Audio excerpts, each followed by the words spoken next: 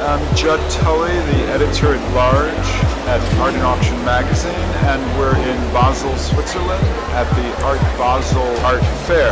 And we're going to go through and see some of the works that are on view at something like 280 galleries from around the world.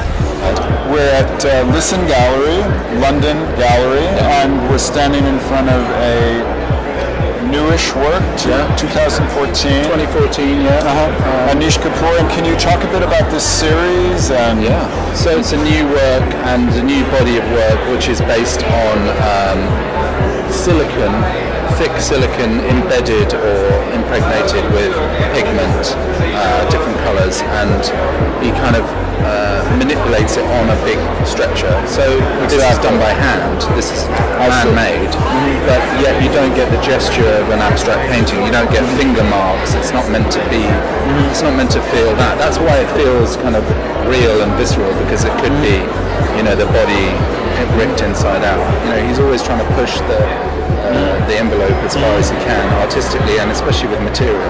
What's roughly the market price, or well, I mean, it's in the region of £500,000, but you know, I think it's a new body of work, so we're exploring that all the time. We're standing in front of a Marc de Suvre sculpture. Marc is definitely one of the most major sculptors of the second half of the 20th century. Is closer to the generation of people who went on to very minimal work. So he's at that crucial point doing something very unique. He started to use, he would take one element and splice it, cut it, and put it in different sections, and he started to make pieces that moved. And how he finds the exact balance point always seems to be miraculous. In terms of, since we are at an art fair and this is the market, what's roughly the price of a work like this? It is below $1 million, but above 500.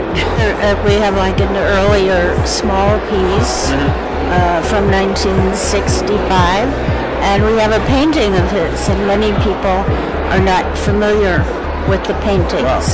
We're with Susan Dunn of Pace Gallery at Art Basel, and we're in a corner of a Rauschenberg project installation. And tell us a little bit about these works and... Sure, absolutely. So we planned the booth around this group of works, and they've never been seen before, they've never been exhibited or offered for sale, so they're very fresh and exciting to the marketplace. Many of these were drop cloths from Trisha Brown performances, and you can see by the folds in the top of, you know, the fabric, and they're mounted.